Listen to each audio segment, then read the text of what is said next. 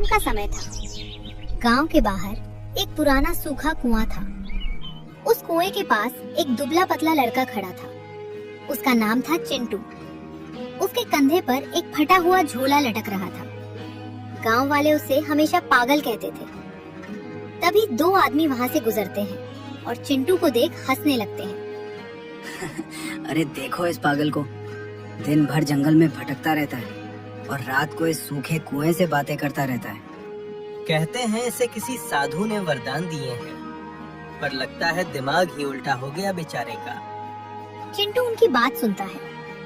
लोग हमेशा वही देखते हैं जो सामने दिखता है, पर असली ताकत तो उस चीज में होती है जो समय आने पर काम आए। दोनों आदमी उसे घूरते हैं और सिर हिलाते हुए चले जाते हैं। गांव में कोई नहीं जानता था कि इस गरीब लड़के की कहानी कितनी अजीब थी। चिंटू आसमान की ओर देखता है। सब मुझे पागल समझते हैं, लेकिन एक दिन ये दुनिया देखेगी कि असली समझदारी क्या होती है। और यहीं से शुरू होती है 3 विचित्र वरदानों की रहस्यमयी कहानी। कुछ महीने पहले की बात है। चिंटू रोज की तरह जंगल में लकड़ियां काटने गया था। वो बहुत गरीब था। कई बार उसे पूरा खाना भी नसीब नहीं होता था। उसी जंगल में उसकी जिंदगी बदलने वाली थी। अचानक चिंटू देखता है एक बूढ़े साधु पेड़ के नीचे बैठे कांप रहे हैं और चेहरा थकान से भरा हुआ था। चिंटू तुरंत उनके पास दौड़कर जाता है। बाबा, आप इतने कमजोर क्यों लग रहे हैं? क्या कई दिनों से आपने कुछ खाया नहीं और आराम भी नहीं किया? बेटा, कई दिनों से मैं इस घने जंगल में भटक रहा हूँ। शरीर अब बिल्कुल साथ नहीं दे रहा। चिंटू बिना एक पल सोचे अपना झोला देता है। उसमें बस 2 सूखी रोटियां होती हैं। वो दोनों रोटियां साधु के सामने रख देता है। बाबा, मेरे पास देने के लिए बस यही है, पर आप खा लीजिए, मैं आज पानी पीकर सो जाऊंगा। साधु हैरान होकर उसे देखते हैं। उनकी आंखों में आंसू आ जाते हैं। गरीबी के बावजूद चिंटू का दिल बहुत अमीर था। खाना खाने के बाद साधु को नींद आने लगती है। चिंटू उनके पैरों के पास बैठकर धीरे धीरे उनके पैर दबाने लगता है। जब साधु उठते हैं, उनका चेहरा चमक रहा होता है। बेटा, तूने बिना किसी स्वार्थ के मेरी सेवा की है। मैं तेरे दिल की सच्चाई से बहुत प्रसन्न हूँ। मांग जो चाहे मांग ले। मैं तुझे इतना धन दे सकता हूँ कि 7 पीढ़ियां आराम से जिएं। चिंटू की आंखों में कोई लालच नहीं होता। साधु को लगा अब ये लड़का सोना, महल या अमरता जरूर मांगेगा। उन्हें विश्वास था अब ये लड़का धन या शक्ति ही मांगेगा। बेटा, तू चाहे तो मैं तुझे सोने का महल दे सकता हूँ, अथाह धन दे सकता हूँ, या अमर होने का वरदान। चिंटू कुछ पल चुप, लेकिन जो हुआ वो सुनकर साधु भी स्तब्ध रह गए। बाबा, मुझे न धन चाहिए, न महल चाहिए, न अमर होने का कोई लालच है। साधु चौंक जाते हैं। फिर बेटा, ऐसी कौन सी चीज है जो तू इन सब से ज्यादा चाहता है? बाबा, मुझे ऐसा वरदान दीजिए कि मैं जब चाहूँ एक छोटी सी चींटी जितना छोटा हो सकूं। कुछ पल के लिए जंगल में सन्नाटा छा जाता है। साधु का चेहरा गुस्से और आश्चर्य से भर जाता है। अरे मूर्ख लड़के, चींटी बनकर क्या करेगा? लोग तुझे पैरों तले कुचल देंगे और तुझे कोई बचा नहीं पाएगा। तू हाथी जैसी ताकत मांग, शेर जैसा साहस मांग, ताकि दुनिया तुझसे डरकर तेरा सम्मान करे। लेकिन चिंटू की आंखों में अजीब विश्वास होता है। बाबा, बड़ा बनकर दूसरों को हराना आसान होता है, पर छोटा बनकर हर खतरे से बच निकलना ही असली बुद्धिमानी है। साधु चौंक जाते हैं। दुनिया में जो झुकना सीख जाता है वही हर तूफान से सुरक्षित निकल पाता है। साधु गहरी सांस लेते हैं। तू सच में अजीब है लड़के, लेकिन जैसा चाहता है वैसा ही होगा। तथास्तु। जब चाहे तू चींटी जितना छोटा हो सकेगा। पहला वरदान मिल चुका था। पहला वरदान देने के बाद भी साधु को उम्मीद थी कि अगली बार ये लड़का समझदारी दिखाएगा। चलो बेटा, अब दूसरा वरदान मांग। इस बार कुछ ऐसा मांग ले जिससे तेरा जीवन आराम से कट सके।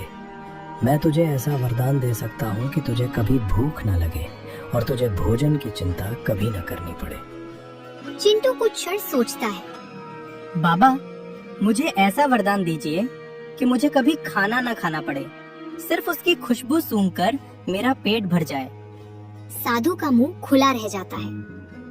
वो जोर से हंस पड़ते हैं। तू ऐसा वरदान मांग रहा है जिससे तू जीवन भर भूखा रहेगा और तुझे कोई बचा भी नहीं पाएगा।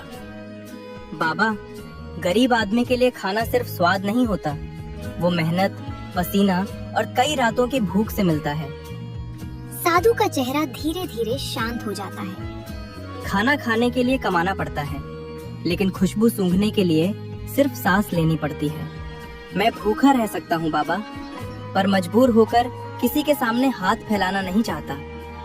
उनकी आंखों में समझ आ जाती है। तो अजीब जरूर है बेटा, पर तेरी सोच में एक गहरी सच्चाई छिपी हुई है। तथास्तु, अब खुशबू ही तेरा भोजन बनेगी और तेरा पेट भर देगी। दूसरा वरदान भी मिल चुका था, लेकिन अब बस एक आखिरी वरदान बचा था।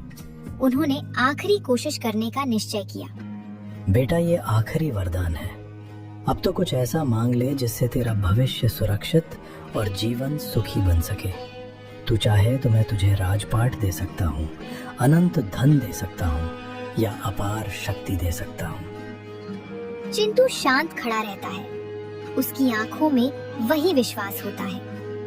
बाबा, मुझे ऐसा वरदान दीजिए कि मेरी आंखें जमीन के 10 फुट नीचे तक साफ देख सकें। साधु एकदम चौंक जाते हैं। उनका चेहरा निराशा से भर जाता है। अरे पागल लड़के, जमीन के नीचे क्या मिलेगा? वहाँ सिर्फ मिट्टी, पत्थर और कीड़े ही तो रहते हैं। तू ऊपर देखना क्यों नहीं सीखता, जहाँ सोना, दौलत और अवसर तेरा इंतजार कर रहे हैं। बाबा, दुनिया हमेशा ऊपर की चमक देखती है, पर असली रहस्य और अवसर अक्सर जमीन के नीचे छिपे होते हैं। जो नीचे देखना सीख जाता है वही गिरने से बचता है और छिपे हुए खजाने ढूंढ पाता है। तू सच में सबसे अजीब लड़का है जिसे मैंने अपने जीवन में नहीं देखा है। तथास्तु, अब तेरी आंखें जमीन के 10 फुट नीचे तक सब कुछ देख सकेंगी। तीनों वरदान मिल चुके थे। साधु को लगा ये लड़का अपनी किस्मत खुद बर्बाद कर चुका है, लेकिन समय आने वाला था जब यही तीनों वरदान पूरी दुनिया को चौंका देंगे। कुछ महीनों बाद गांव में अचानक एक बड़ी खबर फैल गई। राजा की सबसे कीमती नीलमणि खो गई थी। वो नीलमणि इतनी बहुमूल्य थी कि उसकी कीमत पूरे राज्य के खजाने से भी ज्यादा मानी जाती थी। राजा ने पूरे राज्य में घोषणा कर दी, जो भी मेरी नीलमणि इस दीवार के अंदर से निकाल कर लाएगा, उसे 1000 सोने की अशर्फियां इनाम में दी जाएंगी। पूरा गांव किले के पास जमा हो जाता है। सिपाही, मजदूर, लोहार सब कोशिश करते हैं, पर कोई सफल नहीं होता। महाराज, दरार इतनी पतली है कि अंदर हाथ डालना तो दूर, उंगली भी नहीं जा सकती। दीवार इतनी मजबूत है कि अगर इसे तोड़ा गया तो पूरा किला गिर सकता है। राजा बेहद परेशान हो जाते हैं। ये नीलमणि मेरे राज्य की शान है। अगर ये खो गई तो मेरा सम्मान भी समाप्त हो जाएगा। 3 दिन बीत गए, कोई समाधान नहीं मिला। सब ने उम्मीद छोड़ दी। तभी एक दुबला पतला लड़का आगे आता है। अरे देखो, ये वही पागल लड़का आ गया। अब शायद ये अपनी जादूगरी दिखाएगा। जब बड़े बड़े कारीगर नाकाम हो गए तो ये गरीब लड़का क्या चमत्कार कर लेगा। चिंटू सीधे दीवार के पास जाकर खड़ा हो जाता है। महाराज, अगर आप अनुमति दें तो मैं कोशिश कर सकता हूँ। शायद मैं आपकी नीलमणि निकाल सकूं। राजा उसे ऊपर से नीचे तक देखते हैं। लड़के, जहाँ बड़े बड़े लोग असफल हो गए, वहाँ तू कैसे सफल हो पाएगा? चिंटू हल्का सा मुस्कुराता है। महाराज, कभी कभी सबसे छोटे उपाय ही सबसे बड़ी समस्याओं का समाधान बन जाते हैं। और अब समय आ गया था तीनों विचित्र वरदानों के असली चमत्कार का। सभी लोग उत्सुकता से चिंटू को देखने लगे। चिंटू अपनी आंखें बंद करता है। फिर अचानक उसकी आंखों में हल्की चमक आने लगती है। उसका तीसरा वरदान सक्रिय हो चुका था। कुछ क्षण बाद चिंटू आंखें खोलता है। वो दीवार को ध्यान से देखता है। महाराज, नीलमणि दीवार के अंदर एक पतली दरार में अटकी हुई है, लगभग 2 हाथ नीचे। सभी लोग हैरान होकर एक दूसरे को देखने लगते हैं। तू बिना दीवार तोड़े ये कैसे जान सकता है कि नीलमणि अंदर किस स्थान पर फंसी हुई है? चिंटू मुस्कुराता है। महाराज, कभी कभी आंखें वही देख पाती हैं जो साधारण दृष्टि से छिपा रहता है। सिपाही में खुसर फुसर शुरू हो जाती है। महाराज, शायद ये लड़का सच कह रहा है। इसकी आंखों में कोई अद्भुत शक्ति दिखाई दे रही है। राजा अब थोड़ा प्रभावित हो जाते हैं। अगर तू सच में जानता है कि नीलमणि कहाँ है, तो अब बता, इसे बाहर कैसे निकाला जाएगा? महाराज, दीवार तोड़ने की आवश्यकता नहीं पड़ेगी, क्योंकि जहाँ बड़ा नहीं पहुँच सकता, वहाँ छोटा आसानी से पहुँच जाता है। लोग उसकी बात समझ नहीं पाते। सभी उलझन में पड़ जाते हैं। चिंटू ने धीरे से अपनी आंखें बंद की। उसने मन ही मन साधु को याद किया।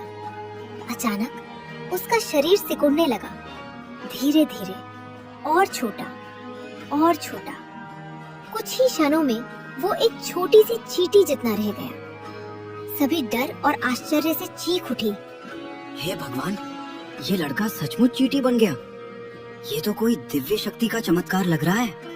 मैंने जीवन में अनेक जादू देखे हैं, पर किसी इंसान को इस तरह छोटा होते कभी नहीं देखा।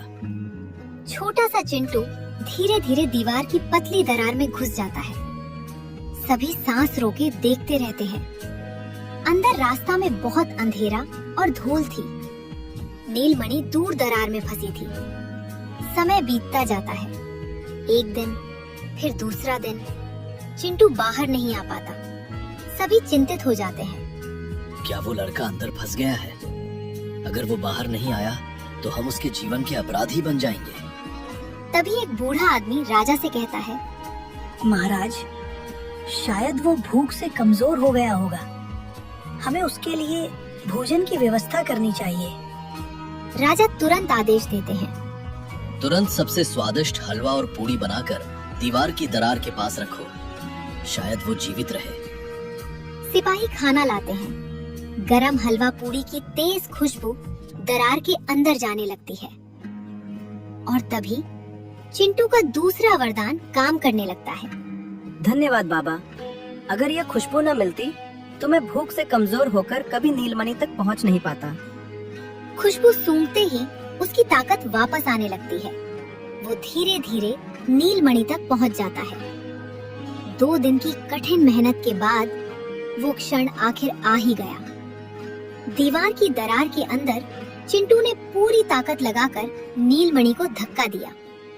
पत्थर थोड़ा हिला और नीलमणि धीरे धीरे बाहर की ओर खिसकने लगी। बाहर खड़ी भीड़ सांस रोके इंतजार कर रही थी।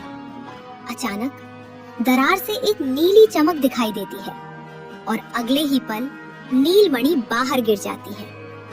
महाराज, नीलमणि बाहर आ गई। सचमुच यह लड़का असंभव काम को संभव करके दिखा गया। भीड़ खुशी से चिल्लाने लगती है। राजा की आंखों में राहत आ जाती है। चिंटू सबके सामने बड़ा होता है। लड़के, तूने न केवल मेरी नीलमणि लौटाई है, बल्कि मेरे राज्य की प्रतिष्ठा भी बचाई है। मैं तेरा ऋणी हूँ। आज से तू गरीब नहीं रहा। मैं तुझे 1000 सोने की अशर्फियाँ और सम्मान पूर्वक घर प्रदान करता हूँ। भीड़ तालियां बजाने लगती है। जो लोग उसे पागल कहते थे अब शर्मिंदा खड़े होते हैं। हमने इसे हमेशा पागल समझा, पर असल में ये हम सबसे ज्यादा समझदार निकला। इसने साबित कर दिया कि बुद्धि और धैर्य से बड़ा संकट भी आसानी से जीता जा सकता है। चिंटू बस शांत मुस्कुराता है। दुनिया में सबसे बड़ी ताकत धन नहीं होती, बल्कि सही समय पर सही निर्णय लेने की समझ होती है। उसी समय दूर एक पेड़ के पीछे से साधु बाबा सब देख रहे थे। मैंने सोचा था ये लड़का मूर्ख है, पर इसने साबित कर दिया कि सच्ची बुद्धि लालच से नहीं आती। जिसने समय पर छोटा होना, धैर्य रखना और दूर तक देखना सीख लिया, वही जीवन में सबसे बड़ा बनता है। उस दिन के बाद चिंटू की कहानी पूरे राज्य में फैल गई। लोग उसे पागल नहीं बल्कि बुद्धिमान कहने लगे। जीवन में हमेशा बड़ा बनना जरूरी नहीं होता। कभी कभी सही समय पर छोटा बनना ही सबसे बड़ी जीत दिलाता है।